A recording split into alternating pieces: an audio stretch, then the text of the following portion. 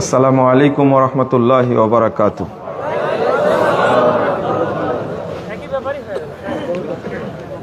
আলহামদুলিল্লাহ ওয়াসসালাতু ওয়াসসালামু আলা রাসূলিল্লাহ, আম্মা বাদ। আউযু বিল্লাহি মিনাশ শাইতানির রাজীম। আফা হুকমাল জাহিলিয়াতি ইয়াবগুন ওয়া মান আহসানু মিনাল্লাহি হুকমান লিকাওমিন ইউকিনুন। وقال صلى الله عليه وسلم أبغض الناس إلى الله ثلاثة: ملحد في الحرم، ومبتغ في الإسلام السنة الجاهلية، ومطلب دم امرئ بغير حق ليهلك دمه। رواه البخاري।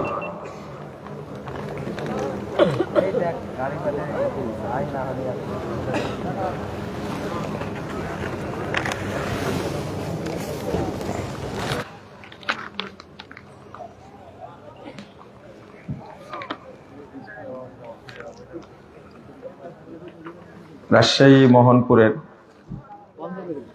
মহব্বতপুর এলাকাবাসীর পক্ষ থেকে আয়োজিত ইসলামী মহাসম্মেলনে উপস্থিত সম্মানিত ভাই ও বোনেরা, উপস্থিত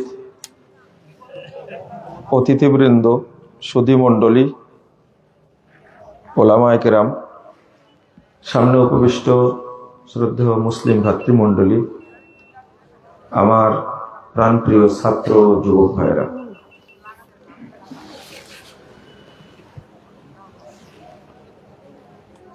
দীর্ঘ 18 বছর যাবৎ এই সম্মেলন পরিচালিত হচ্ছে। আপনারাও অংশগ্রহণ করছেন,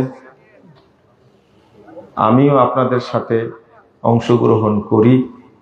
আল্লাহর কাছে দোয়া করি আল্লাহ রাব্বুল আলামিন যেন এই সম্মেলনকে কবুল করে নেন, আমিন। যে সমস্ত ভাই ও বোনেরা শ্রম দেন, সময় দেন, অর্থ ব্যয় করেন এবং বিভিন্ন এলাকা থেকে এসে অংশগ্রহণ করেন, আল্লাহ রাব্বুল আলামিন আমাদের সবাইকে যেন মাফ করে দেন, আল্লাহ যেন আমাদেরকে জান্নাতুল ফেরদাউসের মেহমান হিসেবে কবুল করে নেন। আর একটি দোয়া করি, আল্লাহ যেন আমাদেরকে এইভাবে একই সঙ্গে জান্নাতুল ফেরদাউসে থাকার ব্যবস্থা করে দেন, আমিন ইয়া রাব্বাল আলামিন। 1998 সালে যখন এই এলাকায় আসতাম, তখন শুধু বলতেন মুজাফফর, এরপরে নাম বানায় নিলেন মুজাফফর বিন মুহসিন, এরপরে বানায় নিলেন কি না শায়েখ মুজাফফর বিন মুহসিন, এরপরে এখন বলছেন কি। তবে আগের মতো বললেই ভালো ছিল, যেহেতু আপনাদের এলাকায় এসেছে। আজ থেকে তো আসি না, বহু আগে থেকে আসি, আরো কতদিন যে আসবো আল্লাহ ভালো জানে। আপনারা এই ভালোবাসাটা দেন। আবার করছেন সভাপতি, এটা কে যে পোস্টারে কি কখন লেখে আল্লাহ ভালো জানে, আমার দেখাও হয় না। অনেকে নাম টাম ভুল লেখলে রেগে টেগে যায়, আমার দেখাই হয় না। আমি মনে করেছি যে অন্তত প্রধান বক্তা আজকে করছেন, কিন্তু করছেন কি জিজ্ঞেস করেন আমাকে বলেছে কিনা, বলেনি। আলহামদুলিল্লাহ, যে যেখানে যেভাবে দেয় ওইভাবে যাই, এটা আমার ভালো লাগে। আলহামদুলিল্লাহ, যখন যেভাবে লাগাই তখন। এখন ওনারা যে বলছেন যে একটু বক্তব্য রাখেন, এরপরে শেষে আবার বক্তব্য রাখবেন, প্রশ্ন উত্তর দেবেন। চিন্তা করছেন কি দাবি, পরে সবাই মিলে জানাজা করে দিব, এটা কিন্তু বলেনি, তাই না? এটা বলেনি। ঠিক আছে, আপনাদের প্রশ্ন থাকলে উত্তর দিব ইনশাল্লাহ। এখন ভালো লাগে, আমাদের যারা ছাত্র তারাই ওয়াজ করছে, আর আমরা তো এখনো অতটা বুড়া হয়নি, দাড়ি পাকলেও অতটা বুড়া হয়নি, কিন্তু এর মধ্যেই অনেকেই আলহামদুলিল্লাহ আলোচনা করে, এটা আমাদের ভালো লাগে আলহামদুলিল্লাহ। তো আপনাদের একটা অনুরোধ করি, এই মাঠ আমার চেনা মাঠ, পরিচিত মাঠ। আপনারা যারা বাহিরে আছেন, দোকানে আছেন, তারা এটা এসে মনোযোগ দিয়ে বসবেন। আজকে তো আমার বক্তব্য শোনার জন্য কেউ আসেননি, তাই না? আজকে আলোচনা শুনবেন ঢাকা থেকে আগত তরুণদের, খুব কি বলবো, এক দল ছেলে আসছে দেখছি রাজশাহী থেকে গাড়িতে থেকে দেখতে পেয়েছে, বুঝছেন, যে আজকে বক্তব্য দিতে আসছে মোহাম্মদপুরের মাঠে। বক্তব্য একখানা হবে আজকে এমনি আমি 2-4টা কথা বলে শেষ করব, এরপরে আপনাদের কাঙ্ক্ষিত আলোচনা। আর কিছু বলবো কি? না বললে চলবে, তাই না? উস্তাদ শেখ জামশেদ মজুমদার ইনশাল্লাহ আসবে, আমি সাথে করে নিয়ে আসছি, আপনার টেনশন করেন না। খাওয়া দাওয়া ঘুম দিয়ে আসছি, আমি শেষ করলে উনি চলে আসবেন। যতক্ষণ পারেন আপনার বসে থাকতে, ততক্ষণ চলবে ইনশাল্লাহ। শীতের অজুহাত দিয়ে পালাবেন না, কিন্তু শীত লাগলে তো আজকে লাগবে, কালকে তো লাগবে না। হ্যাঁ, কম্বল আনছি, মাশাআল্লাহ, একবারে মোহনপুরের ভাষা। বারাকাল্লাহ ফিকুম ওয়া জাযাকুমুল্লাহ খাইরান। তো আমি যে মাজলিসের কথাটা বলি, আপনারা মনোযোগ দিয়ে শুনেন। আপনারা কি বসবেন না? রাগ করেছেন? দেন সবাইকে 10 টাকা করে টাকা দেন, বসবে। বসে পড়েন। বসাটা কত গুরুত্বপূর্ণ এটা আপনারা বুঝে নিন না। আমি মানুষকে শেখানোর জন্য বলতে আছি, যতদিন না শিখবেন ততদিন বলতে থাকবো ইনশাআল্লাহ। কারণ একটা হাদিস রাসূল সাল্লাল্লাহু আলাইহি ওয়াসাল্লাম থেকে এক একজন সাহাবী এক এক জায়গায় শুনেছেন, তাতে প্রায় 70-এর অধিক বার রাসূল সাল্লাল্লাহু আলাইহি ওয়াসাল্লামের কাছে শুনেছেন এক একটা হাদিস। কতবার? 70 অধিক বার একই ভাবে বলতেন, আর সাহাবীরাও এইভাবেই মুখস্থ করেছেন। শব্দে বাক্যে কোনো তফাৎ নাই। আমরা তো এতবার না বললেও মাঝে মাঝে বলি, যেন আপনারা শিখতে পারেন। রাসূলুল্লাহ সাল্লাল্লাহু আলাইহি ওয়াসাল্লাম বলছেন, মা জালাসা কওমুন ইয়াযকুরুনাল্লাহ, কিছু মানুষ যখন আল্লাহকে জানার জন্য, দ্বীন শিখার জন্য এক জায়গায় বসে, ইল্লা নাদাহুম মুনাদিম মিনাস সামা, আল্লাহ তখন তাদেরকে আসমান থেকে ডাক দেন। যখন মাজলিস শেষ হয়ে যায়, তখন আল্লাহ আরশ থেকে বলেন। তাহলে আল্লাহ কোথায় আছেন? আরশে আছেন। আল্লাহ আরশ থেকে বলেন। এত হাদিস থাকার পরেও এদেশের মানুষ এখন পর্যন্ত জানে যে আল্লাহ কোথায় আছে। কিন্তু কত খুতবা শুনে ইমামের কাছে, কবরে মাটি দেওয়ার পরে 2জন ফেরেশতা আসে, প্রশ্ন করে 3টা, উত্তর দিতে পারলে ফায়ুনাদি মুনাদি মিনাস সামা, আল্লাহ আসমান থেকে বলেন, আন সাদাকা আব্দি, আমার বান্দা সত্য বলেছেন। শুনেননি এটা হাদিস? বাংলাদেশে সবাই শুনেছে, কিন্তু জানে না আল্লাহ কোথায় আছে, তাই না? রাসূল সাল্লাল্লাহু আলাইহি ওয়াসাল্লাম বলেছেন, মুসা আলাইহিস সালামের কাছে আমি যখন ফিরে আসলাম আল্লাহর সাথে দেখা করে, বললেন যে কয় ওয়াক্ত কি দায়িত্ব দিল? 50 ওয়াক্ত সালাত দিয়েছে, তোমার উম্মত পারবে না, আবার যাও। আবার গেলেন। তো কোথায় যাচ্ছেন? আমেরিকায়, চরমনার পীরের কাছে। কোথায় যাচ্ছেন? আল্লাহর সাথে আবার কথা বলার জন্য যাচ্ছেন। আল্লাহ তো বাংলাদেশের খানকায় থাকেন, তাই না?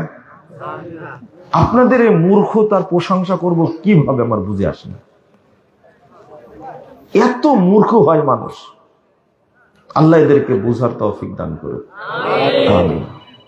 জাহেল কাকে বলে দেখেন, 92 বছর বয়স, দাড়ি পেকে সাদা হয়ে গেছে, মাজা ভেঙ্গে গেছে, বুঝলেন তো, মাজা কি বাঁকা হয়ে গেছে, সেই মানুষটা তাবলিগ করেছে 70 বছর, কিন্তু আজও জানেন আল্লাহ কোথায় আছে, বলেন নাউজুবিল্লাহ। অথচ কতবার শুনেছে মুসা আলাইহিস সালাম আসেন 7ম আসমানে, তাই না? কত আসমানে? নাউজুবিল্লাহ। আমি বললাম তো আপনারা বললেন 7ম আসমানে কে আছেন?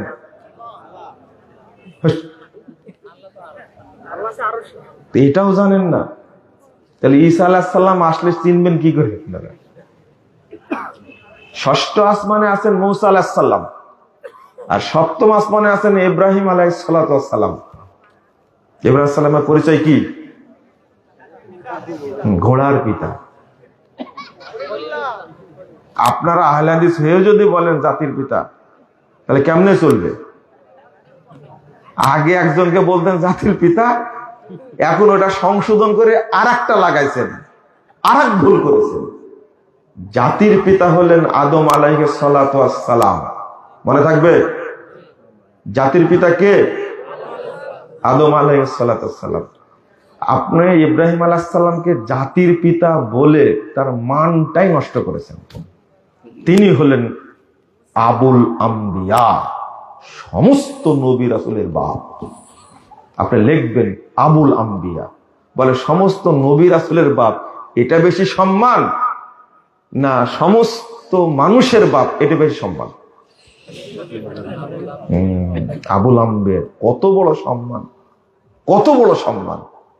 তো ইব্রাহিম আলাইহিস সালাতু ওয়াস সালাম আছেন 7ম আসমানে, তো মুসা আলাইহিস সালাম আবার গেলেন, কয় ওয়াক্ত কমাইছে? 5। আবার এসে বললেন মোহাম্মদ কত ওয়াক্ত কমাইছে? 5, 45 করেছে, যাও আবার, পারবে না, তোমার উম্মত পারবে না। এইভাবে কতবার গেলেন? 9 বার। কোথায় যাচ্ছেন? না, ইনায়েতুল্লাহ আব্বাসীর কাছে। আল্লাহ তো সব জায়গায় থাকে না। নাউযুবিল্লাহ, আস্তাগফিরুল্লাহ, আস্তাগফিরুল্লাহ। কি মেরাজের ঘটনা সঠিক না বেঠিক? 9 বার গেলেন। কোথায়? 7ম আসমানের উপরে সিদরাতুল মুনতাহা পর্যন্ত গেছিলেন, জিবরিল আর পারেননি। আল্লাহ রাসূলের সাথে কথা হচ্ছে আল্লাহ রাব্বুল আলামিনের, আবার আসলেন। এতবার যাতায়াত করছে, এই বাংলাদেশের মূর্খরা এখনো চিনেন আল্লাহ কোথায় আছে। আল্লাহ বলছেন আর রহমান আলাল আরশিস তাওয়া, রহমান আল্লাহ আরশে উঠেছেন, বলেন আলহামদুলিল্লাহ। আল্লাহর পরিচয় আল্লাহ নিজেই দিচ্ছেন। আল্লাহ যেন বুঝার তৌফিক দান করে সবাইকে, বলেন আমিন। দোয়া করতে থাকেন, একদিন কবুল হবে ইনশাআল্লাহ, কবুল হবে। বাংলাদেশের মানুষ বুঝবে ইনশাআল্লাহ একদিন, যারা বুঝে না তারাও বুঝবে ইনশাআল্লাহ। তবে আপনার দোয়া থাকতে হবে। এত শীতের মধ্যে আপনারা এত মানুষ আসছেন, আমারই শীত লাগছে একটু। আজ বেশি শীত লাগলে কম্বল চাইবো, সমস্যা নেই, বলছে কম্বল নিয়ে আসছি। রাসূল সাল্লাল্লাহু আলাইহি ওয়াসাল্লাম বলেছেন ইল্লা নাদাহু মুনাদিম মিনাস সামা, কিছু মানুষ যখন এক জায়গায় বসে, বসা অবস্থায় দিন শিখার চেষ্টা করে, আল্লাহকে জানার চেষ্টা করে, যখন শেষ হয়ে যায়, যখন চলে যায়, তখন ঘোষণাটা আল্লাহ করেন। কে ঘোষণা করেন? এই মাজলিসের ঘোষক হলেন আল্লাহ। শেষ করবেন কে? আল্লাহ বলেন কুমু মাগফুরাল লাকুম, তোমরা এখন চলে যাও, তোমাদের সবাইকে ক্ষমা করে দেওয়া হয়েছে। আল্লাহর ঘোষণা এটা। ফাকাদ বুদ্দিলাত সাইয়্যাতুকুম হাসানাত, তোমাদের যত পাপ ছিল সমস্ত পাপকে নেকি দ্বারা পরিবর্তন করে দেওয়া হয়েছে। অন্য কোনো ইবাদত করে আপনার পাপগুলোকে নেকি করতে পারবেন না। অন্য কোনো ইবাদত করে আপনার পাপগুলোকে নেকি করতে পারবেন না। কথা কি বুঝতে পারছেন? অন্য কোনো ইবাদত করে পাপগুলো নেকি করতে পারবেন না। কেবল মাজলিসে আসলে আল্লাহ পাপ ক্ষমাও করে দিবেন, পাপগুলোকে নেকি দ্বারা পরিবর্তন করে দিবেন। সেই মুসলিমের হাদিস, এই হাদিসটা এসেছে তাবরানী আওসাত 1556 নম্বর হাদিস, সহিহ মুসলিম 2689 নম্বর হাদিসে এসেছে, যখন আপনাদের ব্যাপারে আল্লাহর কাছে ফেরেশতারা রিপোর্ট পেশ করে, আল্লাহ খুশি হয়ে বলতে থাকেন, উশহিদুকুম আন্নী কদ গফারতু লাহুম, ফেরেশতারা শুনে রাখো, যারা মাজলিসে উপস্থিত হয়েছে আমি তাদের সবাইকে ক্ষমা করে দিয়েছি। ওয়া আতাইতুহুম মা সালু, আর তারা আমার কাছে যা চেয়েছে আমি তাই দিয়ে দিয়েছি। আপনারা কি চেয়েছেন? চান না, কিন্তু আমি চেয়েছি। 3টা বিষয় চেয়েছি। যারা এসেছে, আয়োজন করেছে, আল্লাহ তুমি আমাদেরকে ক্ষমা করে দাও। আর একটা চেয়েছি, আল্লাহ তুমি আমাদেরকে জান্নাতুল ফেরদাউসের মেহমান হিসেবে কবুল করে দাও। আমি আর একটা বলেছি, আল্লাহ তুমি আমাদেরকে এইভাবে পরস্পরের জন্য সাক্ষাৎ হয়, এইভাবে তুমি জান্নাতুল ফেরদাউসে থাকার ব্যবস্থা করে দাও। কিন্তু আপনি করেননি, খালি এসেছেন, বাদাম খাচ্ছেন। আজকে একটা জিনিস জেনে নেন যে মাজলিসে এসে আল্লাহর কাছে আপনি যা চাইবেন আল্লাহ তাই দান করবেন। যদি আপনি সব কথা ভুলে যান, এটা মনে রাখবেন যে আল্লাহর কাছে চাইলে আল্লাহ সাথে সাথে কবুল করেন। কিন্তু অন্য কোনো ইবাদতের ক্ষেত্রে নাই, শুধু আরাফার মাঠ ছাড়া। আরাফার মাঠ আলাদা, আর এইরকম মাঠ আলাদা। সাথে সাথে দিবেন এই জায়গায় দোয়া করলেন। এরপর আল্লাহ বলছেন, ও আজারুতুহুম মিম্মাস্তাজারু, ফেরেশতারা সাক্ষী থাকো, তারা আসার কারণে যে কষ্ট পেয়েছে, শ্রম দিয়েছে, সময় দিয়েছে, টাকা পয়সা ব্যয় করেছে। নাটোর থেকে আসছে কিছু ভাই, কয়েকজন ভাই আসছে সেই নওগাঁ থেকে। দেখেন, এই যে হাদিসটা এখন মিলাতে পারে, আগে মিলাতে পারিনি। আগে মিলাতে পারিনি।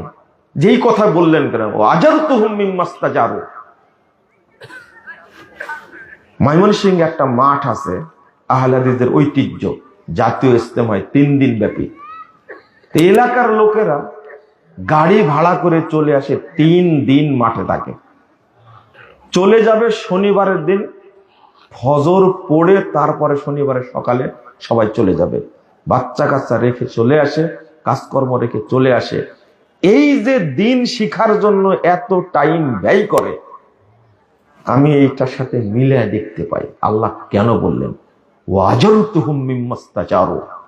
তারা যে শ্রম দিয়েছে, পরিশ্রম করেছে, এর বদৌলতে আমি তাদেরকে পূর্ণ নেকি দান করব। পূর্ণ নেকি মানে আপনি যে নেকিটুকু হলে জান্নাতে ঢুকতে পারবেন, এই মাজলিসে আসলে সেই পরিমাণ নেকি আল্লাহ দান করেন। এই কথাগুলো যখন আল্লাহ বলেন ফেরেশতাদের সামনে, ফেরেশতারাই হিংসা করে। জিয়া রব ফিহিম ফুলান আব্দুল খাত্তার, আল্লাহ আপনি বলেন কি, এদের মধ্যে যে একজন লোক এসে বসে গেছে, বড় পাপী, খুব খারাপ, জঘন্য, নিকৃষ্ট একটা লোক এসে বসে গেছে। ইন্নামা মাররা ফাজালাসা মাহুম, এই লোকটা দিন শিখতে আসেনি, রাস্তায় ঘুরে বেড়াচ্ছিল, লোকগুলো এসে দেখে বসে গেছে সে। আপনি কি তাকেও মাফ করে দিবেন? অভিযোগ শোনা মাত্র আল্লাহ বলছেন, সাক্ষী থাকো, ওয়ালাহু গফারতু, আমি একেও মাফ করে দেব। আপনি কি দেখছেন কি ফজিলত? এরপর আল্লাহ বলছেন, হুমুল জুলাসা, তোমরা শুনে রাখো ফেরেশতারা, তারা এমন কিছু মানুষ এখানে বসে আছে, আমি তাদেরকে এত পছন্দ করি, লা ইয়াশকা বিহিম জালিসুহুম, এর মধ্যে এসে যেই বসবে আমি আল্লাহ তাকেই মাফ করে দেব। এবার বুঝেছেন কি? কিন্তু এই ফজিলত সালাতেও নাই। সালাত পড়লে পাপ মাফ হবে, হজ করলে পাপ মাফ হবে, জান হজে সালাত মাফ হবে, কি বলে যে পাপ মাফ হবে, পাপগুলো সব নেকি হবে না। কিন্তু আল্লাহ বললেন কি, আমি সব পাপ ক্ষমা করে দিলাম, আমি সমস্ত পাপকে নেকি দ্বারা পরিবর্তন করে দিলাম, আমি তাদের দোয়া কবুল করলাম, আমি তাদেরকে পূর্ণ নেকি দান করলাম। এর পরেও আপনারা বুঝেন না, বুঝার চেষ্টা করেন না। কালকে কি কষ্ট দেব এরকম না। আমি তো ভাবছি লোকই হয়নি, বলেওছে আমাকে আজ এবার কিন্তু লোক হবে না, কিন্তু লোক হয়নি মনে হচ্ছে। দেখো তো, আলহামদুলিল্লাহ আলহামদুলিল্লাহ। আপনারা যে শোনার জন্য এসেছেন এটা আমাদের একটা বড় আনন্দ। অন্তত দোয়াটা যেটা করেছে এই দোয়ার মধ্যে কোন রকমের স্বার্থ নাই। আছে? হ্যাঁ, আমি কি আদায় করবো মনে করছেন? মাদ্রাসার জন্য, দারুল হুদার জন্য আদায় করবো? কোনদিন দিয়েছেন 2 টাকা এই মাঠ থেকে? বলেছি কোনদিন? কোনো স্বার্থ নাই। আমি বলেছি আল্লাহ তুমি আমাদেরকে মাফ করো, আমি বলেছি আল্লাহ তুমি আমাদেরকে জান্নাতে থাকার ব্যবস্থা করে দাও। এখানে কোনো স্বার্থ নাই। এই দোয়ার মধ্যে যদি আল্লাহ আমাদেরকে আজকে আওতাভুক্ত করে দেন তাহলে আমরা এই দোয়াই মুক্তি পাবো ইনশাআল্লাহ। বলে সবাই বলেন ইনশাআল্লাহ। আল্লাহ তুমি আমাদেরকে কবুল করে নাও, আমিন। কষ্ট হয় কেন বলছি, কেন শোনেন। আল্লাহ রাব্বুল আলামিন বলছেন, ফাআম্মা মান তাগা ওয়া আসারাল হায়াতাদ দুনিয়া ফাইন্নাল জাহিমা হিয়াল মাওয়া। যারা সীমা লঙ্ঘন করে এবং দুনিয়াকে প্রাধান্য দেয়, শুধু দুনিয়া নিয়ে ব্যস্ত, শুধু টাকা পয়সা নিয়ে ব্যস্ত, কিভাবে ধনী হওয়া যায়, কিভাবে ব্যবসায় লাভবান হওয়া যায়, কিভাবে বেশি টাকা কামাই করা যাবে, কিভাবে আমেরিকায় যাওয়া যাবে, কিভাবে লন্ডনে যাওয়া যাবে, কিভাবে কানাডায় যাওয়া যাবে, কিভাবে অস্ট্রেলিয়া যাওয়া যাবে, সারা দিন এই চিন্তা যারা করে, আল্লাহ বলছেন ফাইনাল জাহিমা হিয়াল মাওয়া, তার থাকার জায়গা হবে জাহিম নামক জায়গায়, জাহান্নাম। ওয়া আম্মা মান খাফা মাকাম রাব্বিক ওয়া নাহান নাফসা আনিল হাওয়া। আর যে ব্যক্তি আল্লাহর সামনে দাঁড়ানোকে ভয় করে, কেমনে আল্লাহর সামনে দাঁড়াবো আমি তো জেনা করেছি আল্লাহ সবই জানেন, আমি তো মিথ্যা কথা বলে বেড়াই আল্লাহ তো সবই জানেন, আমি তো হারাম খাই, সুদ খাই, ঘুষ খাই, আল্লাহ তো সবই জানেন, আমি তো পরকীয়ার সাথে জড়িত, আমি তো অন্য পুরুষের সাথে কথাবার্তা বলি, আমার দৈহিক সম্পর্ক অন্য পুরুষের সাথে, আমি কিভাবে আল্লাহর সামনে দাঁড়াবো, আমি তো চিন্তা করি আল্লাহর সামনে কিভাবে মুখ নিয়ে দাঁড়াবো, আমি অমুক অমুক মহিলার সাথে জেনাই লিপ্ত, আমার ঘরে স্ত্রী থাকা সত্ত্বেও, এগুলো তো সবই আল্লাহ জানেন, আমি এত খারাপ কাজ করেছি, নাউযুবিল্লাহ, সবই তো আল্লাহ জানেন, তো আল্লাহর সামনে আমি কিভাবে দাঁড়াবো? এই ভয়টা যে করে, এই ভয়টা যে করে, ওয়ানাহান নাফসা আনিল হাওয়া, আর নিজেকে যাবতীয় দুনিয়াবি পাপাচার থেকে, জাহিলিয়াত থেকে, নোংরামি থেকে, এই পাপের সাগর থেকে যে বিরত রাখে, ফাইন্নাল জান্নাতা হিয়াল মাওয়া, তার জায়গা হবে, আল্লাহ তাকে থাকার ব্যবস্থা করে দিবেন জান্নাতে। সুবহানাল্লাহ। ছোট্ট কথা, যে দুনিয়াকে প্রাধান্য দেবে সে জাহান্নামে যাবে, যে পরকালকে প্রাধান্য দেবে, দিনকে প্রাধান্য দেবে, সে জান্নাতে যাবে। সোজা কথা, একবারে ছোট ছোট কথা। এই কথাগুলো মানুষ বুঝবে কোন দিন, কোন দিন বুঝবে? খাতা দেখে আশ্চর্য হবে, কি আশ্চর্য, ছোট থেকে ছোট পর্যন্ত, বড় থেকে বড় পর্যন্ত কোন পাপই বাদ যায়নি, সবই এন্ট্রি করা আছে, সবই এন্ট্রি করা আছে। ফামান ইয়ামাল মিসকালা যাররাতিন খায়রান ইয়ারা ওয়া মান ইয়ামাল মিসকালা যাররাতিন শাররান ইয়ারা। জাররা বুঝেন তো? জাররা বুঝেন? জাররা বুঝেন না। জাররাটা হলো যখন পূর্ব দিকে সূর্য উঠবে, আপনার ঘরে, বিশেষ করে রান্নাঘর তো হয় সাধারণ, ওই ঘরের ফাঁক দিয়ে দেখবেন আলো বের হয়, আর ওই আলোর মধ্যে ছোট ছোট কি বালি ঘুরে বেড়ায়, তাই না? দেখছেন আপনারা? উড়ে বেড়ায়। এই ছোট্ট একটা কোনাকে 70 ভাগ করলে যে একটা অংশ হবে সেটা হলো জাররা। বুঝেন না মনে কথা, তাই না? আপনি যদি এই জাররা পরিমাণও পাপ করে থাকেন সেটাও দেখতে পাবেন, আপনি পাবেন, ফলাফল পাবেন। এত পাপ করে আপনি কিভাবে ঘুমান, কিভাবে ঘুমান? আমি আগে, আপনারা কথা বলবেন না, আর একটু সাইডে বসেন, আপনারা লোকগুলো যদি দেখতে পায়। এত ক্যামেরা আসছে, লা হাওলা ওয়ালা কুওয়াতা ইল্লা বিল্লাহ, সুবহানাল্লাহি ওয়া বিহামদিহি। যাক, তারা প্রচার করুক, আলহামদুলিল্লাহ। শুনেন, দুর্ভাগ্য হলো আমি যে বিষয়টা নিয়ে কথা বলবো আজকে, সেটা হলো আপনার লোডটা নিতে পারবেন না, হয়তো মন খারাপ করবেন, তো মন খারাপ করবেন না, একটু ধৈর্য ধরে কথাগুলো শুনবেন। কালকে আপনি চেঞ্জ করবেন, জীবনের বাকটা চেঞ্জ করতে হবে। আল্লাহ রাব্বুল আলামিন বলছেন, আফা হুকমাল জাহিলিয়াতি ইয়াবগুন ওয়া মান আহসানু মিনাল্লাহি হুকমান লিকাওমিন ইউকিনুন। 50 নম্বর আয়াত সূরা মায়েদা।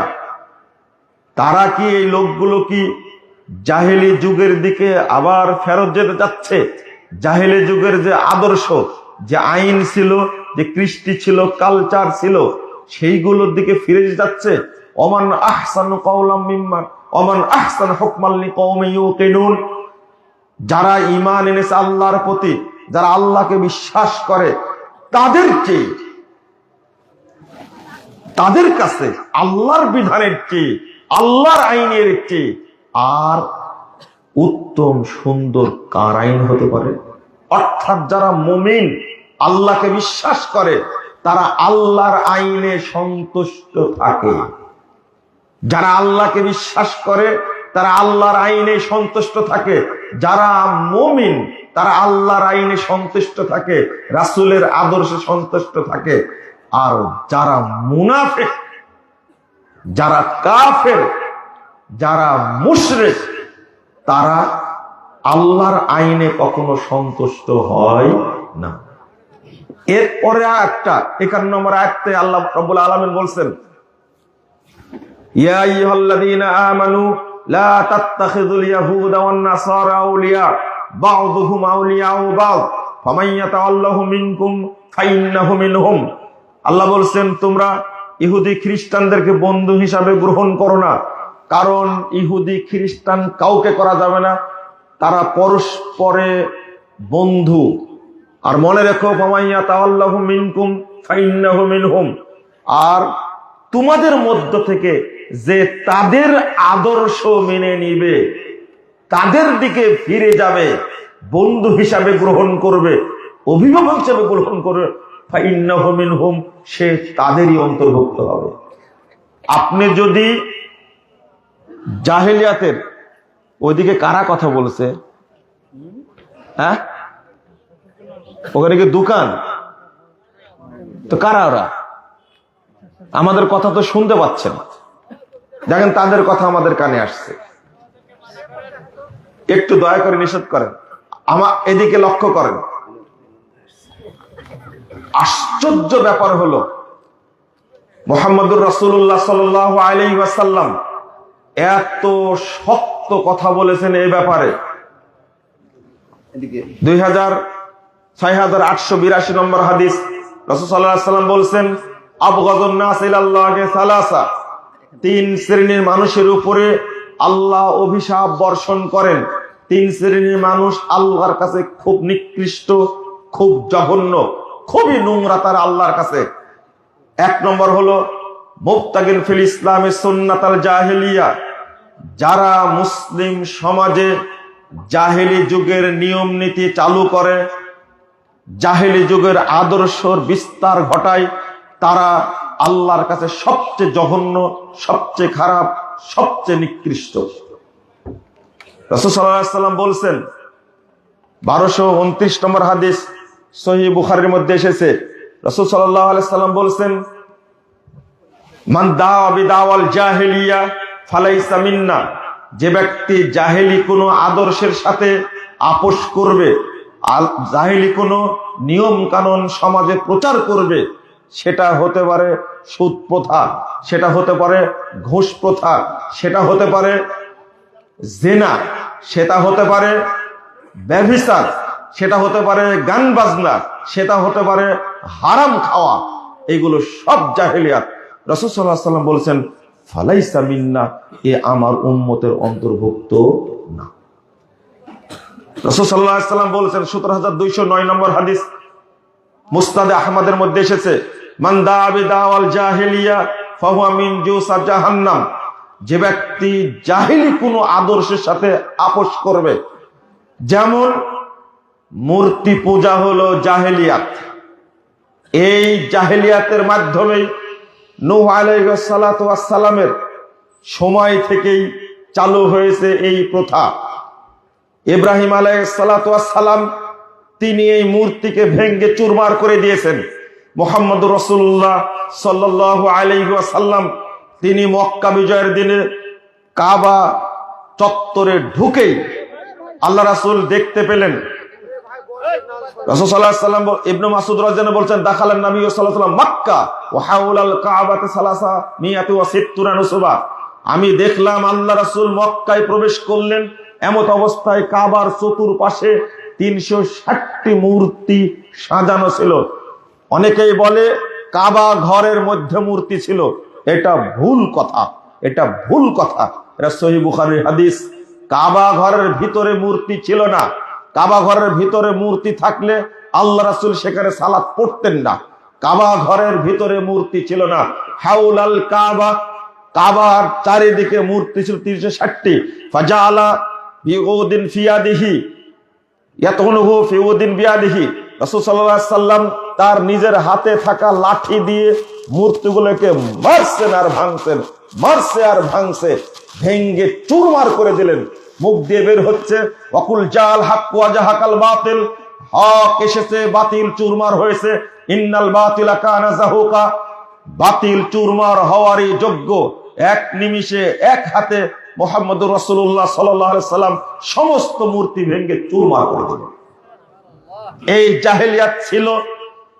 এই মূর্তি পূজার নিয়ম যদি আপনি মুসলিম হিসাবে চালু করেন, আমরা একটা টাইম পার করেছি মূর্তি পূজার সয়লাব বাংলাদেশে। পদ্মা সেতুর দুই পার্শ্বে দুই মূর্তি তৈরি করতে খরচ করেছিল 117 কোটি টাকা মাত্র। 117 কোটি টাকা খরচ করেছে। সারা দেশে মূর্তি আর মূর্তি। 5 আগস্টের পরে মাত্র 2 ঘন্টার মধ্যে সারা দেশের মূর্তি, শেখ মুজিবের মূর্তি ভেঙ্গে চুরমার করে দিয়েছে, কিছু রাখেনি। বেটির পাপ বাপের উপরে উঠে গেছে, বেটিও শেষ, বাপও শেষ, একবার শেষ করে দিয়েছে। কিন্তু ছাত্র ভাইরা, তোমাদের প্রতি আমার আপত্তি থেকে গেছে। তোমাদের যদি তাওহীদের জ্ঞান থাকতো তাহলে শেখ মুজিবের মূর্তিকে সেজদা করে এরকম লোকের কথা আমি শুনিনি, তবে থাকতে পারে।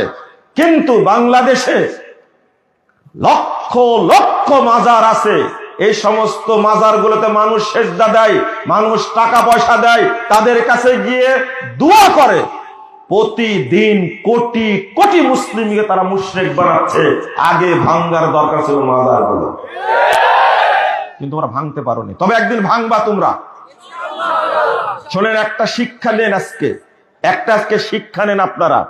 দুনিয়াবি স্বার্থে সবকিছুই করতে পারেন, দিনের স্বার্থ করতে পারবেন ইনশাআল্লাহ। আমি 2টা উদাহরণ দেব, চুপ করে শুনবেন। উদাহরণটা হলো, প্রচারণা চালালে একসময় উপকার হয়। পিস টিভি বন্ধ করলো কেন?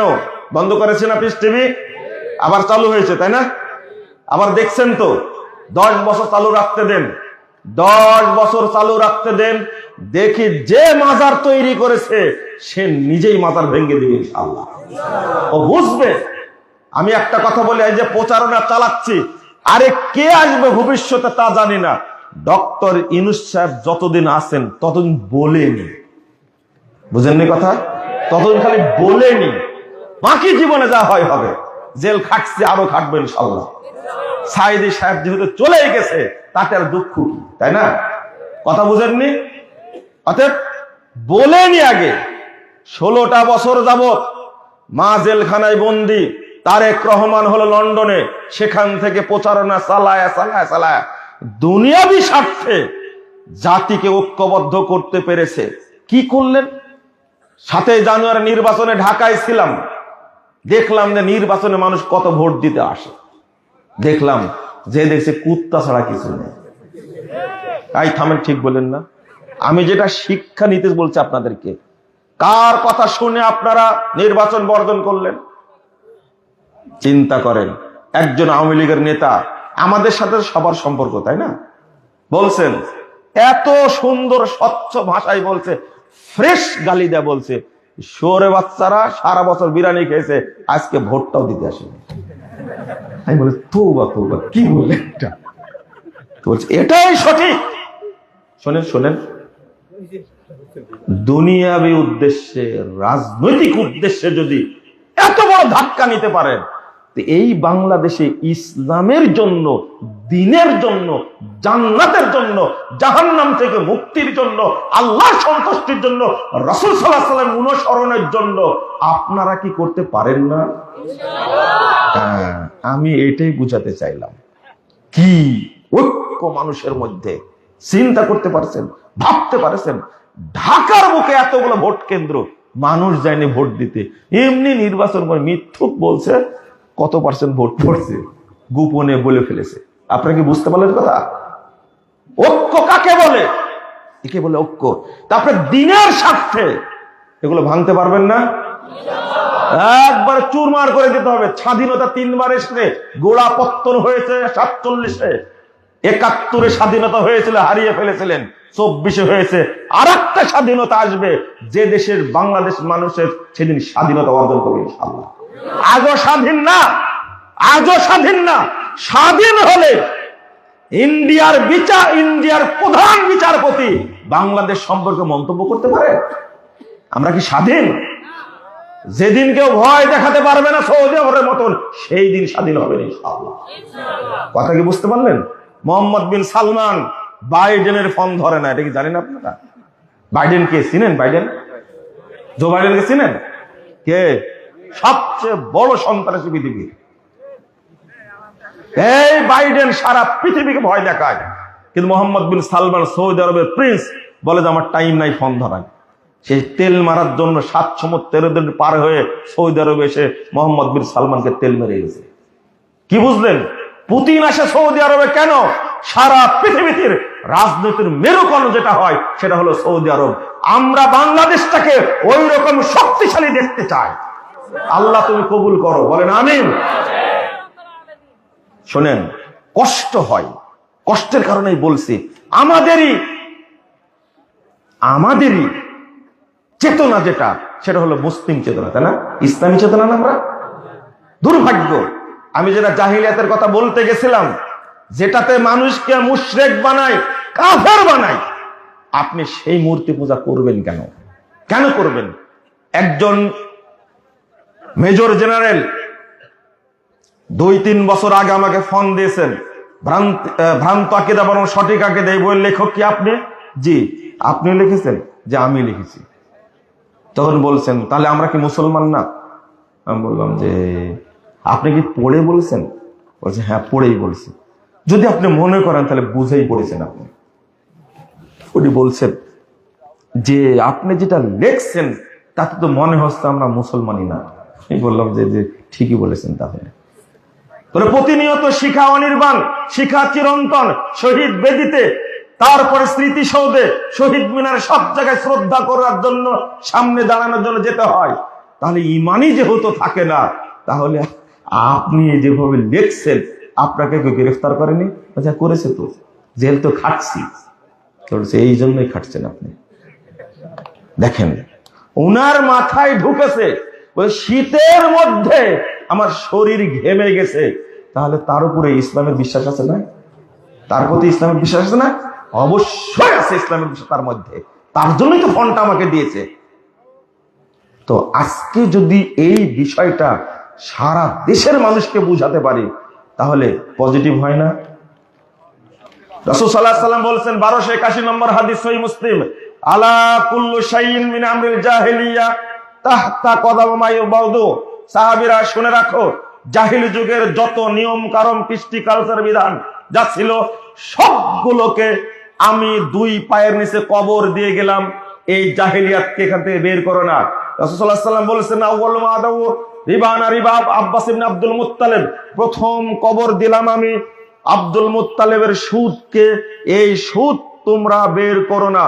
বাংলাদেশের প্রত্যেকটি মুসলিম এখন সুদ খাচ্ছে, 2-1টা বাকি থাকতে পারে। প্রতিটি মুসলিম সুদ খায়, নাউযুবিল্লাহ আস্তাগফিরুল্লাহ।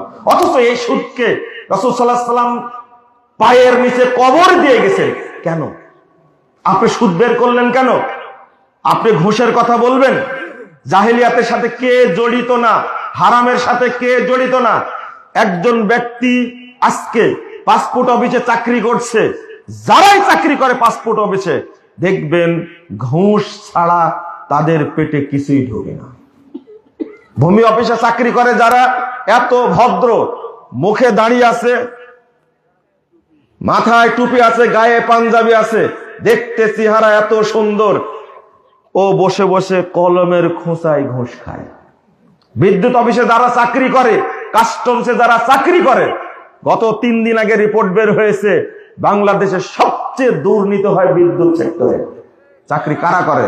এরা মুসলমান না? ওরা ভয় করে না কি পরিমাণ হারাম তারা খায়। নাউযুবিল্লাহ আস্তাগফিরুল্লাহ আস্তাগফিরুল্লাহ। যারা ডাক্তার আছে তাদেরকে আপনি ডাক্তার বলবেন কি করে? অধিকাংশ ডাক্তার হলো কসাই, অধিকাংশ ডাক্তার হলো ডাকাত। যারা ইঞ্জিনিয়ার আছে বাংলাদেশে, যারা ইঞ্জিনিয়ার আছে, যদি ভালো ইঞ্জিনিয়ার হতে এরা, তাহলে কোশ্চিন কালেও 3 বছরের রাস্তা 3 মাসে ধ্বংস হয়ে যেত না। শুধু একটা পদ্মা সেতুতে খরচ হওয়ার কথা মাত্র 10 থেকে 15,000 কোটি টাকা, সেখানে পদ্মা সেতুতে খরচ হয়েছে 50,000 কোটি। কোথায় রাখলো রে ভাই? এত টাকা কোথায় রাখলো? বুঝেননি কথা আপনারা? দুর্নীতি কি গরু ছাগলে করেছে? কারা করেছে? মানুষ করেনি? তওবা তওবা আস্তাগফিরুল্লাহ। 1 জানুয়ারি বাংলাদেশ থেকে মাত্র এত কোটি টাকা চুরি করেছে। লন্ডনে তার বাড়ি আছে মাত্র 620টা। ওর লাগে কয়টা? ওর লাগে কয়টা? ও বাংলাদেশের সন্তান না? এরা কেউ বাংলাদেশের সন্তান না, সবগুলো কুসন্তানেরা। কেন? একটা মরিচের দাম 4 টাকা, আলুর কেজি 400 টাকা, মরিচের কেজি 1200 টাকা। বাংলাদেশের মানুষ খেতে পায় না। আর এই অমানুষ, এই জানোয়ার বাংলাদেশ থেকে চুরি করে দেশের বাহিরে 620টা বাড়ি করেছে। চিন্তা করতে পারছি? একজন নিয়ে গেছে, একজন। তুমি নিয়ে যাও, কিয়ামতের মাঠে তোমাকে ধরবো। যদি বাংলাদেশ সরকার ধরতে না পারে, আল্লাহর ধরা থেকে তুমি কখনো মুক্তি পাবে না। এদেশে প্রতি মাসে 97,000 কোটি টাকা পাচার হয়েছে। 97,000 কোটি টাকা। এটা কি জাহেলিয়াত না? এদেরকে কে শিক্ষিত বলেছে? যারা এদেরকে শিক্ষিত বলে তারাই হলো মূর্খ। আল্লাহ নবী সাল্লাল্লাহু আলাইহি ওয়াসাল্লাম বলেছেন, শুনে রাখো, ইন্নাল্লাহা ইউবগিযু কুল্লা আলিমিন বিদ-দুনিয়া ওয়া জাহিলিন বিল আখিরাহ। আল জামিউস সগীর 1879 নম্বর হাদিস। রাসূল সাল্লাল্লাহু আলাইহি ওয়াসাল্লাম বলেছেন, যারা দুনিয়াবি জ্ঞান সম্পর্কে প্রাজ্ঞ, অভিজ্ঞ, পণ্ডিত, দিন সম্পর্কে অজ্ঞ, পরকাল সম্পর্কে জাহেল, এরকম প্রত্যেক ব্যক্তির উপরে আল্লাহ গজব নাজিল করেন, আল্লাহ অভিশাপ নাজিল করেন। বলেন নাউযুবিল্লাহ। এই জন্যই তো অভিশপ্ত তারা। না হলে এই দেশের সন্তান হয়ে এই দেশের দরিদ্ররা খেতে পায় না, তারা ভাত খেতে পায় না। কত মানুষ ত্রাহি ত্রাহি অবস্থা, তাদের একটুকু অন্তর কাঁপে না। আমাদের দেশের মানুষ, আমাদের এই পাশের ভাই বোন, আমাদের এই গ্রামের মানুষ, আমাদের আত্মীয়স্বজন খেয়ে পারে না, তারা টাকা চুরি করে। এই ঘুষের নিয়ম, এইটা হলো আরবিয়ান জাহেলিয়া, ইসলাম আসার আগের জাহেলিয়া। এটা কি জায়েজ? নাউযুবিল্লাহ আস্তাগফিরুল্লাহ। কিভাবে বলছেন? শুনে রাখো তুমি, যারা এই দেশ থেকে সম্পদ চুরি করেছে, আল্লাহ নবী সাল্লাল্লাহু আলাইহি ওয়াসাল্লামের হাদিসটা শুনলে আপনি হতবাক হবেন। মুহাম্মদুর রাসূলুল্লাহ সাল্লাল্লাহু আলাইহি ওয়াসাল্লামের হাদিসটা বলার আগে কোরআন আয়াতটা বলি, 181 নম্বর আয়াত, 61 নম্বর আয়াত, 161 নম্বর আয়াত সূরা আল ইমরান। আল্লাহ বলছেন ওমাই ইয়াগলুল, যে যা আত্মসাৎ করবে, ইয়াতি বিমা গাল্লা ইয়াউমাল কিয়ামা, যে যা আত্মসাৎ করবে কিয়ামতের মাঠে সেটা বহন করে হাজির হবে। একটা বিশ্ববিদ্যালয়ের ভিসি হওয়ার পরে কত কোটি টাকায় আত্মসাৎ করেছে। একজন মন্ত্রী কত হাজার কোটি টাকা আত্মসাৎ করেছে। শুধু মন্ত্রী না, একজন বক্তা বাংলাদেশের মানুষের কাছ থেকে কত টাকা আত্মসাৎ করেছে, এটা হিসাব হবে। আপনি বললেন যে কি বললেন এটা? জি, শুধু এমপি মন্ত্রী মেম্বার দুর্নীতি আপনি করেন না? তোমার কয় টাকা লাগে? 3 লাখ টাকা তোমার ভিজিট কেন? হ্যাঁ, তোমার কয় টাকা লাগে? আর যা বলে সব মিথ্যা কথা বলে। কি বলে? নিয়ে আসেন তাকে, আমি ঘাটে ঘাটে প্রমাণ করে দেবো সব মিথ্যা কথা বলে। একটা হাদিস অনুবাদ করতে পারে না, কোরআন আয়াত অনুবাদ করতে পারে না, শুধু মিথ্যা ঘটনা বলে মানুষের মুখরোচক কথা বলে মানুষকে পথভ্রষ্ট করে। আর তাকে আপনাদের 3 লাখ টাকা লাগে। কয় লাখ টাকা? তার 3টা প্রোগ্রাম করে, তাহলে কয় লাখ হলো? 9 লাখ। ও দুর্নীতিবাজ না? এমপি দুর্নীতিবাজ? কোন এমপি একদিনে 3 লাখ টাকা 9 লাখ টাকা ইনকাম করতে পারে না? জিজ্ঞেস করেন। ও যদি পারে এমপি 9 লাখ টাকা ইনকাম করতে, দিনে যদি পারে, এমপি থাকবে না, ও নিজেই প্রধানমন্ত্রী হয়েছে। বলছে না? কি বেহায়ার মতো বলছে, আমার অফিসের পিয়ন 400 কোটি টাকা পায়। বলেনি? আস্তাগফিরুল্লাহ, আস্তাগফিরুল্লাহ। এই দেশের কোন মানুষের রক্ত হালাল আছে এটা আমার বিশ্বাস হয়নি, তবে থাকতে পারে, আমার জানা নাই। আর পুলিশ নামের যারা আছে বাংলাদেশে, এর একটা জাতি, এটা মানব জাতির বাহিরে, কিন্তু এটা মনে রাখবেন, এটা মানব জাতির বাহিরে। এরা মানব জাতির বাহিরে। জমশেদকে নিয়ে আসতে বলো। এরা হলো মানব জাতির বাহিরে। কেন বললাম? আচ্ছা ঠিক আছে, না না আমি কথা বলবো না, আমি শুনবো, শুনে কোনো ব্যাপার চলে যাবো, আমি কিছু বলবো না। আপনি প্রধানমন্ত্রী আসতেন, শুনবেন তো? হ্যাঁ শুনবো। আমি বক্তব্যের গতিতে আছি, ঠিক আছে, বসেন, একটু বসেন। আমাদের বক্তা আরেকজন আছে, শোনেন। যেটা বলছিলাম, আমি শেষ, আজকে আমাকে সভাপতি করেছে, আমি বক্তা না কিন্তু, এমনি আসছে, এদের ঘরের লোক আমি। জি জি জি, আপনি বলেন, শুনবো। আসছে, বক্তা আসতেছে। আমি যেটা আপনাদের বল, ছোট্ট একটা কথা বলার জন্য এই কথাগুলো বলে ফেললাম। যে ব্যক্তি জাহেলিয়াতের সাথে জড়িত হবে তার অবস্থা কি বুঝতে পারছেন? হাদিসের শেষটা বলতে পারে ফাত্তাকুন নিসা ওয়াত্তাকুদ দুনিয়া। আল্লাহ রাসূলের পরের বাক্যটা বলছেন, তোমরা মহিলাদের থেকে সাবধান থেকো, দুনিয়া থেকে সাবধান থাকো। আজকে সবচেয়ে ফিতনার মধ্যে ফেলেছে আমাদের কারা? মহিলারা, তাই না? কারা ফিতনার মধ্যে ফেলেছে? মহিলারা ফেলেনি? নাউযুবিল্লাহ, আস্তাগফিরুল্লাহ। আমি আপনাকে নিয়ে যাচ্ছি ওই জায়গাতে। এই হাদিসটা অনুবাদ করলে খুব ভালো হতো। সহিহ মুসলিমের হাদিস 115 116 নম্বর হাদিস। রাসূল সাল্লাল্লাহু আলাইহি ওয়াসাল্লাম খাইবারের যুদ্ধের জন্য দেখছেন বিভিন্ন ব্যক্তি কি শহীদ হয়েছেন। সাহাবীরা বলছেন ফুলানুর শহীদ, ফুলানুর শহীদ, ফুলানুর শহীদ, অমুক শহীদ, অমুক শহীদ, অমুক শহীদ। কিন্তু আল্লাহ রাসূল ধমক দিয়ে বলছেন কাল্লা। যখনই এক ব্যক্তি সম্পর্কে বলেছে এও শহীদ, আল্লাহ রাসূল বলছেন কাল্লা, অসম্ভব, ইন্নী রাআইতুহু ফিন্নার, আমি তাকে জাহান্নামে পুড়তে দেখছি, জাহান্নামে জ্বলতে দেখছি। ফি বুরদাতিন গাল্লাহা, সে একটা ছোট্ট চাদর আত্মসাৎ করেছিল, সেটার কারণে তাকে জাহান্নামে পোড়ানো হচ্ছে। পরের হাদিসটাতে এসেছে আল্লাহ রাসূল বলছেন ওয়াল্লাযী নাফসু মুহাম্মাদিন বিয়াদিহি, ওই সত্তার কসম করে বলছি যার হাতে মুহাম্মাদের প্রাণ আছে, তার কসম করে বলছি ইন্না হাদিহি শামলা লা তালতাহু আলাইহি নারা, ওই ছোট্ট চাদরটা তাকে জাহান্নামে পুড়ায়া পুড়ায়া তাকে অঙ্গার বানিয়ে দিচ্ছে। তখন কথা শুনে সাহাবীরা একটা ফিতা, একটা সুতা নিয়ে এসে জমা দিচ্ছেন, এইভাবে দিচ্ছেন। আল্লাহ রাসূল আকাস্তু মিনাল গনাইম ক্বাবলা মাকসামিন, আমি এটা নিয়েছিলাম বন্টনের আগে, আল্লাহ রাসূল দিয়ে গেলাম। একটা চাদরের কারণে যদি হয়, আমি ফিতাটা দিয়ে গেলাম, সুতাটা দিয়ে গেলাম।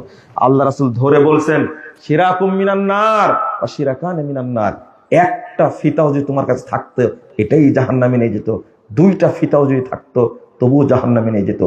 যদি এই হাদিসটা বাংলার মানুষকে বোঝানো যায়, বাংলাদেশে দুর্নীতি থাকবে না। একটা একটা সুতা রে ভাই, একটা সুতা দেখে বলছেন আল্লাহ রাসূল, সহিহ মুসলিমের হাদিস, কেউ বাঁচতে পারবে না। আর আমার মাধ্যমে, আপনার মাধ্যমে কি পরিমাণ দুর্নীতি হচ্ছে বাংলাদেশে কল্পনা করতে পারবেন না। রাসূল সাল্লাল্লাহু আলাইহি ওয়াসাল্লাম বলছেন, যারা জেনায় লিপ্ত থাকে তাদের ঈমান থাকে না, যারা মিথ্যা কথা বলে তাদের ঈমান থাকে না, যারা চুরি করে তাদের ঈমান থাকে না। হাদিসটা পাবেন 6308 নম্বর হাদিস, সহিহ বুখারী। রাসূল সাল্লাল্লাহু আলাইহি ওয়াসাল্লাম জিনার কথা বলতে গিয়ে বলছেন এমন ভাবে, লা ইলাহা ইল্লাল্লাহ আস্তাগফিরুল্লাহ আস্তাগফিরুল্লাহ, আমি কিভাবে বলবো আপনাকে, ইজা জানাল আব্দু খারাজা মিনহুল ঈমান ফাকানা ফাওকা যুল্লাহ ফাওকা রাসিকা যুল্লাহ। জিনা লিপ্ত হলে ঈমান চলে যায়, ঈমান সাথে সাথে কি চলে যায়, দৌড় দিয়ে চলে যায়। আল্লাহ রাসূল বলছেন, তো আপনি যে জিনায় লিপ্ত, আপনার যে ঈমান নাই, সেটা একবারও আপনি খেয়াল করেননি। আল্লাহ রাসূল বলছেন, কুতিবা আলা ইবনি আদম নাসিবু মিনাজ জিনা মুদরিকুন যালিকা মুহালা মাহালা। জিনা করবে আদম সন্তান। ফাইনানে জিনাহুম আন-নাযরু, দুই চোখের জিনা কি দেখা। ওয়াল উযুনানে জিনাহুল ইসতিমা, দুই কানের জিনা হলো কি শোনা। High high. ওয়াল লিসানু জিনাহাল কালাম, মুখের জিনা হলো কথা বলা। আল্লাহ রাসূল বলছেন, ওয়াল ইয়াদু জিনাহাল বাতশ, হাতের জিনা হলো স্পর্শ করা। ওয়ার রিজলু জিনাহাল খুতা, আর পায়ের জিনা হলো হেঁটে যাওয়া। আপনি ফোনে কথা বলেন একটা মেয়ের সাথে, কোথায় যাবে? পার্কে যাবে। কথা বলার সাথে সাথে আপনার কানের জেনাও হয়েছে, মুখের জেনাও হয়েছে। বলেন তো ঈমান আছে কিনা? নাই, নাই, আপনার ঈমান নাই, আপনার ঈমান নাই। গেলেন, দেখা হলো মেয়েটার সাথে, আপনিও সেজে গুজে গেছেন, মেয়েটাও সেজে গুজে আসছে। যারা গার্লফ্রেন্ড বয়ফ্রেন্ড লিভ টুগেদার করে, এরা মানুষের কাতারেই পড়ে না। সামনে আসছে 31st নাইট, এখানে যে কত মেয়ে ধর্ষিতা হবে, ধর্ষিতা কি নষ্ট হবে। আস্তাগফিরুল্লাহ আস্তাগফিরুল্লাহ। আপনি কি মনে করছেন যে ঈমান আছে? একটা মেয়ে এতটাই বেহুদ্দা, এতটাই নির্লজ্জা, মাথা খোলা, তার তো বুরকাও নাই, ওড়নাও নাই, জামাও নাই, কেবল একটা ফতুয়া পরে আছে। বলেন তো এর লজ্জা আছে? কত বড় নির্লজ্জ। রাসূল সাল্লাল্লাহু আলাইহি ওয়াসাল্লাম বলছেন, আল হায়া ওয়াল ঈমানু কুরিনা জামিয়া, লজ্জা এবং ঈমান দুইটা পাশাপাশি থাকে। এদা রুফিয়া আহাদুহুমা রুফিয়াল আখার, একটা উঠে গেলে আরেকটা উঠে যায়। যার লজ্জা নাই তার মধ্যে কি নাই? ঈমান নাই। যার লজ্জা নাই তার মধ্যে কি নাই? ঈমান নাই। নাউযুবিল্লাহ আস্তাগফিরুল্লাহ। আপনাকে যেটা বুঝাতে চাচ্ছি, আরেকটা শুনে রাখেন। আল্লাহ রাসূল সাল্লাল্লাহু আলাইহি ওয়াসাল্লাম বলেছেন, আল হায়া ওয়াল ইউ শুবাতুম মিনাল ঈমান, যে ব্যক্তির মধ্যে লজ্জা আছে তার মধ্যে ঈমান আছে। যে ব্যক্তি অল্প কথা বলে, মুখ চুপ রাখে, এই ব্যক্তির মধ্যে ঈমান আছে। ওয়াল বাযাগু ওয়াল বায়াউ শুবাতুম মিনান নিফাক, রাসূল সাল্লাল্লাহু আলাইহি ওয়াসাল্লাম বলেন, যে ব্যক্তি অশ্রাব্য ভাষা ব্যবহার করে, আমি কিছুক্ষণ আগে একটা ভাষা ব্যবহার করেছি, করিনি? আস্তাগফিরুল্লাহ। এই কথা আমার মুখ দিয়ে বের হতে আমি ভয় পাই যে হয়তো আমার ঈমান চলে গেল। আপনি কত ভালো মানুষ, আপনার ওয়াইফের কাছে শুনলে বোঝা যাবে। আপনি আপনার ওয়াইফকে সারাদিন গালি দেন, আপনি একটা বেঈমান, একটা এত নোংরা ভাষায় কথা বলে। আপনি কত ভালো মানুষ, ড্রাইভারের সাথে কথা বললে বোঝা যায়। ড্রাইভার বলে যে স্যার, আমার স্যারের মতো খারাপ মুকালা স্যার একটা নেই। তাহলে বুঝেন। আর আরেক সিনেমাল বক বক যারা করে, কি করে? ওল বায়ানু, যারা বক বক করে, বেশি কথা বলে, আবার বলে কি জানেন ভাই, আমি কথা একটু বেশি বুঝি। কত নির্লজ্জ বলে। ও যে মুনাফিক, হিসাবই করে না, কিছু মনে করেন না, আমি একটু কথা বেশি বুঝি। কত কত গর্বের সাথে বলছে, কত বড় জাহেল, চিন্তা করতে পারছেন? ও যে মুনাফিক, আল্লাহ নবী বলছেন, খবরদার বক বক করবেন না, বেশি কথা বলবেন না। আপনার আমার দিনই ভাই, যা বলছি মেনে নেবেন। বক বক করা কাকে বলে? যদি একজন রিটার্ড পারসন হারামখোর আপনার সাথে বাসে বসে বা ট্রেনে বসে, আপনার ঢাকা, রাজশাহী থেকে ঢাকা যেতে মনে হবে 6 বছর সময় লাগছে। এতই কথা বলে, বক বক করে, আপনি বুঝতেই পারবেন না মুনাফিক কাকে বলে। আল্লাহ রাসূল সাল্লাল্লাহু আলাইহি ওয়াসাল্লাম বলেন, ইন্নাল মুমিনা ইয়ারা যুনুবাহু কান্নাহু কায়িদুন তাহতা জাবালিন ইয়াখাফু আন ইয়াকা আলাইহি। শুনেন, মুমিন ওই ব্যক্তি যে ব্যক্তি ভয় করে তার পাপকে এত বড় মনে করে আমার মাথার উপরে বিশাল পাহাড় যে কোনো সময় আল্লাহ ছেড়ে দিবেন। কথা কি বুঝতে পারছেন? এই ব্যক্তি মুমিন। এই ব্যক্তি মুমিন যে ব্যক্তি ভয় করে আমার মাথার উপরে বিশাল পাহাড় আল্লাহ ছেড়ে দিবেন, আমি ধ্বংস হয়ে যাব। এর ব্যক্তির নাম কি? এই ব্যক্তির নাম কি? মুমিন। ওয়াইনাল ফাজির ইয়ারা যুনুবাহু কা দুবাবিন মাররা আলা আনফিহি। আল্লাহ রাসূল বলেন মুনাফিক ওই ব্যক্তি যে ব্যক্তি পাপকে পরোয়া করে না, পাপকে থোড়াই কেয়ার করে, পাপ করতে আছে করতে আছে করতে আছে, এই ব্যক্তি কি? মুনাফিক। আপনারা কি বুঝতে পারলেন কথাটা? না, আপনি বুঝেননি। তাহলে যে ব্যক্তি মদ খায়, গাঁজা খায়, চুয়ানি খায়, ফেন্সিডিল খায়, বেড়ি, তামাক, জর্দা, গুল, আলাপাতা খাচ্ছে শুরু করেছে বয়স যখন 10-11 তখন থেকে এখন বয়স 70 বছর এখনো খায়, বলেন তো এই লোকটা মুমিন না মুনাফিক? আরে আব্দুল্লাহ বিন উবাইসে বাক্কা মুনাফিক, অরিজিনাল কাঁচা টাটকা মুনাফিক। কারণ আব্দুল্লাহ বিন উবাই ছিল কয়েকদিনের মুনাফিক, আর এ হলো 70 বছরের মুনাফিক। বুঝেন না মনে আমার কথা? হজ করে আসার পরেও সুদ খাচ্ছে, তাই না? হজ করে আসার পরেও প্রতি বছর বাংলাদেশ থেকে প্রায় 1,27,000, 30,000, 1 লাখ লোক হজে যায়। যারা অর্থশালী তারাই তো যায়, তাই না? ওরা যদি ভালো হতো তাহলে বাংলাদেশে তো দুর্নীতি হতো না, হতো না। বন্ধুরা আমার, এই যে আমাদের জমশেদ ভাই চলে এসেছেন, আপনারা মূলত তার বক্তব্য শোনার জন্য এসেছেন। আজকে আমি এখন ছেড়ে দিচ্ছি আমাদের সম্মানিত প্রধান অতিথি অ্যাডভোকেট শফিকুল ইসলাম মিলন সাহেব আসছেন, তিনিও সংক্ষেপে দুটা কথা বলবেন। আর আমি আপনাদের কাছে একটা আবেদন করে শেষ করে দেব, বুঝতে পারছেন মনে হয়, তাই না? পকেটে হাত দেওয়া লাগবে, তাই না? কেউ চাইবে না, আমি চাইতে পারি। 98 সাল থেকে 80 কোনো বছর মার যায়নি, তাই না? গেছে, তখন ছাত্র ছিলাম, এই রাজশাহীতে তখন ছাত্র ছিলাম আমি। তো আমি আর বলতে সমস্যা নাই, কেউ না বললেও আমি কিন্তু বলবো, এই বিশাল প্রোগ্রাম করেছে তারা, তাদেরকে ধন্যবাদ দেওয়া দরকার। বলেন আল্লাহ যেন তাদেরকে কবুল করেন, আমিন। আমি আপনাদের অনুরোধ করব যে এই মহব্বতপুরের মাঠটা যেন, এই ঐতিহ্য যেন ঠিক থাকে, তারা যেন সাহস পায়। সব যুবক ছেলে করে, কারা করে? সব যুবক ছেলে। আর আমি আরেকটু আলোচনা করতে চেয়েছিলাম, কিন্তু আপনাদের একটা বিষয় বুঝাতে গিয়ে সময় লেগে গেছে। আমি শেষে আবেদন করে আপনাদেরকে সবাই ঐক্যবদ্ধ থাকবেন ইনশাআল্লাহ। থাকবেন তো ইনশাআল্লাহ? শোনেন, আমরা খুব লজ্জিত, অপমান বোধ করেছি, কষ্টের কারণে কথাটা বলছি। ডক্টর ইনিস সাহেব ডেকেছিলেন ধর্মীয় ইসলামিক সংগঠনের ব্যক্তিদেরকে, বুঝছেন? সেখানে যারা আহলে হাদিসদেরকে অপদস্থ অপমান করতে চায়, তারা ডক্টর ইউনূস সরকারকে ধোঁকা দিয়েছে, প্রতারণার আশ্রয় নিয়েছে তারা।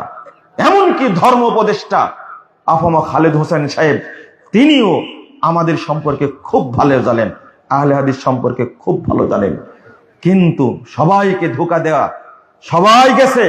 আমার মনে হয় যদি মামুনুল হক সাহেবের কাছে তালিকা চাওয়া হতো, তাহলে প্রথম নামটা দিতেন ডক্টর আব্দুল্লাহ ফারুক সালাফির, অথবা দিতেন প্রফেসর ডক্টর আসাদুল্লাহ গালিব স্যারের নাম দিতেন, কিন্তু দেয়নি। যদি জামাত ইসলামের আমিরের কাছে তথ্য চাওয়া হতো, আহলে হাদিসদের লিডারের সাথে আমরা বসতে চাই, উনিও বোধহয় 2 ব্যক্তির নাম দিত। কিন্তু এমন ভাবে ধোঁকা দেওয়া হয়েছে, আহলে হাদিসদেরকে অপমান করা হয়েছে। যদি আজকে ঐক্যবদ্ধ থাকতো, তাহলে এই মুখ পোড়া হুজুরগুলো কখনো অপমান করতে পারতো না। কথা কি বুঝতে পারছেন? কিভাবে অপদস্থ করেছে। এই জন্য আপনারা ঐক্যবদ্ধ থাকুন, বলেন ইনশাআল্লাহ। আল্লাহ যেন কবুল করেন, আমিন। এখন পকেটে হাত দেন। কই তোমরা, কই বের হও, লোকফার কই? একজনও নাই, একজন। আমি 1 মিনিটে এটা কাজ করি, 1 মিনিটে। দয়া করে আপনাদেরকে বলবো, শুনেন, যারা এসেছেন, আমি কখনো সংখ্যা বলি না, আপনার পকেটে যা যতটুকু দেওয়ার সাধ্য দিবেন আপনি, তবে একজন মুক্ত থাকবে না ইনশাল্লাহ। সবাই দিবেন তো? বলেন যে দিব ইনশাল্লাহ। দেন, পকেটে হাত দেন, উঠেন, আপনারা নিজেরাই উঠেন, এটা আপনাদের প্রোগ্রাম। কই কই তোমরা খুব অলস, তোমাদের শাস্তি হবে এই প্রোগ্রামের পরে ইনশাল্লাহ। আমি আবার আসতেছি। এরা এতই ফ্রি আমার কাছে, এরা আমাকে ভয়ই করে না, এরা ভয় করে না আমাকে। না না, ওনারা এসেছেন, আপনাদের আমন্ত্রণে তো অন্য সময় আসতোই না, তারা আসছে আলহামদুলিল্লাহ। আমাদের ইলিয়াস ভাই কিন্তু আমাদের খুব নিকটের মানুষ, খুব এই পুরো প্রোগ্রামটা মাথার উপরে করে। আজকে কাজিম ভাই আসেনি কই? সুদিন দুর্দিন সবসময় পাওয়া যায়, জিজ্ঞেস করেন, এই প্রোগ্রামে থাকে আলহামদুলিল্লাহ। আমি সবার জন্য দোয়া করি, আল্লাহ যেন আমাদের সবাইকে কবুল করে নেন, বলেন আমিন। আপনারা টাকা দিচ্ছেন না মনে হয়, কে কয় টাকা দিচ্ছেন? আমার দোয়া জানেন আপনারা? শোনেন, আস্তে আস্তে বললাম জমশেদ ভাইকে, দাওয়াতের জন্য দান করা সবচেয়ে নেকিপূর্ণ দান এটা। এই জন্য সাহাবীরা মসজিদ তৈরি করেছেন, এরকম কোনো দলিল পাওয়া যায় না। আবু বকর রাদিয়াল্লাহু আনহু সব টাকা ব্যয় করেছেন কোন পথে? দাওয়াতের পথে। উমর রাদিয়াল্লাহু আনহু সব টাকা ব্যয় করেছেন কোন পথে? দাওয়াতের পথে। আমি আপনাদেরকে বলছি যে আপনারা অবশ্যই অবশ্যই দাওয়াতি কাজের ক্ষেত্রে বেশি দান করবেন। আর আমি দোয়া করি, আল্লাহ কেউ যদি 1 টাকা দিনের পথে দেয়, তুমি তাকে 1 কোটি টাকা বরকত দান করবে। তাহলে ভুল করেছেন, তারা কম দিয়েছেন, তাদের কি অবস্থা? কেউ যদি 10 টাকা দেয়, আমি তার জন্য দোয়া করি, আল্লাহ দাওয়াতি কাজে কেউ দেয় না, 10 টাকায় আমার অনেক, তুমি তাকে 10 কোটি টাকা বরকত দান। কেউ যদি 100 টাকা দেয়, আমি তার জন্য দোয়া করি। সবাই দান করে বিভিন্ন ক্ষেত্রে, দাওয়াতি কাজে দেয় না, আল্লাহ তারা যারা দাওয়াতি কাজে দেয় 100 টাকা, তাকে তুমি 100 কোটি টাকা বরকত দান। আল্লাহর ভান্ডারে অভাব নাই, আল্লাহ দিবেন ইনশাআল্লাহ ইনশাআল্লাহ। সবাই দিয়েছেন কিনা বলেন তো? কে দেননি? আমি দিব তার পক্ষ থেকে, হাত তুলেন। লজ্জা করে লাভ নাই, হাত তুলেন। আপনি হাত তুলেই ছাড়বো আপনাকে। দেননি কেউ 1 টাকা? 1 টাকাও দেননি? কি আছেন এরকম? টাকা আছে আমার কাছে, টাকা আছে, কি মনে করছেন? বলেন কে কে দেননি? আজকে যেন কবুল হয় এই জন্য বলছি, হাত তুলেন কে কে দেননি। লজ্জা করবেন না, আমি বুঝবো যে যারা টাকা দেয়নি, হাত না তুললে বুঝবো আপনার রাগ আছে এই প্রোগ্রামের উপরে। দিয়েছে সবাই? না না না, সবার পকেটে টাকা নাই, সত্য না? একজন হাত তুলেন অন্তত, তাহলে আমি টাকা না দিতে পারি। এবার কি বুঝেছেন? একজন হলে হাত তুলেন যে আমি টাকা দেইনি। কই দেখে? 1 2 3, কই? 3 জন তুলছে, কই? না না, 300 টাকা না, বলেন 3 জন মাত্র। এবার আমার প্রশ্ন হলো, আপনি আগে বললেন না কেন? ও ভয় পেয়েছেন? যখন বলেছে আপনার পক্ষ থেকে আমি দিব, হ্যাঁ এটা তো আমি করি, আপনার সালে সবাই দিয়েছেন তো। শোনেন, যদি আওতায় না পড়েন, আমি দোয়া করেছি আল্লাহ সবাই একসঙ্গে জান্নাতুল ফেরদাউসে থাকতে চাই, দোয়া করিনি? আপনার কাছে আমি 50,000 টাকা চেয়েছি, 50 টাকা চেয়েছি, 10 টাকা চেয়েছি, আপনার যা সাধ্য তাই দিবেন। দেননি কেন সেটা বলেন। আর বলেছি যদি না দিতে পারেন আমি দিব, তা হাত তুললেন না কেন সেটা বলেন। বলেন বলেন, দেননি কেন? কমন পড়েনি তাই না? আমি যেটা দোয়া করেছি, যারা টাকা পয়সা দিয়েছেন, আল্লাহ বরকত দিবেন ইনশাল্লাহ। হয় আপনি পাবেন, না হলে আপনার সন্তান পাবে, না হলে আপনার নাতিপুতি পাবে, না হলে তারপরে যারা প্রজন্ম, এই দোয়া তাদের উপরে কবুল হবে ইনশাল্লাহ। একবারে ফেরেশ অন্তরে দোয়া করেছি। আর আল্লাহর ভান্ডারে অভাব নাই, সব দিয়ে দিলেও আপনাদের সবাইকে যে আল্লাহ যদি 1000 কোটি করে টাকা দেয়, আল্লাহর ভান্ডার থেকে 1 অণু পরিমাণ শেষ হবে না। আল্লাহ এত বড় দাতা, আল্লাহ তুমি কবুল করো, আমিন। 1000 টাকা দেব ওই 3 জনের পক্ষ থেকে, বাকিগুলো না কিন্তু। ধরো, না না, সময় থাকলে আবার বলবো ইনশাল্লাহ। জাযাকুমুল্লাহ খাইরান ওয়া বারাকাল্লাহু ফিকুম। বরকত হবে, বরকতের টাকা কিন্তু অত সহজ না, বরকত হবে ইনশাল্লাহ। আমি গরিব মানুষ তা জানি না, তো 1000 টাকা দিছি অনেক। জি পরে প্রশ্নোত্তর পর্ব আছে, পরে আপনি শেষ করবেন। সভাপতি যেহেতু, আপনি এখানে সমাপনী বক্তব্য দিবেন না, আপনার চাহিদা পরে আছে, শেষ করতে নিষেধ করছে, দেখেন তো। পরে করবেন। শেষে জানাজা করবেন আপনারা, তাই না? নাউজুবিল্লাহ, আস্তাগফিরুল্লাহ। আল্লাহ রহম করুক। অনেক অতিথিরা আসছে, আমাদের তাদেরকে সম্মান দেওয়া উচিত আমাদের। তারা আমাদেরকে সম্মান দিয়ে আসছেন, আমরা তাদেরকে সম্মান দেব ইনশাআল্লাহ। জাযাকুমুল্লাহ খাইরান। আল্লাহ আমাদের সকলকে কবুল করুন। আল্লাহ এই প্রোগ্রামকে আল্লাহ কবুল করে দিন, আমিন। আসসালামু আলাইকুম ওয়া রাহমাতুল্লাহি ওয়া বারাকাতুহু।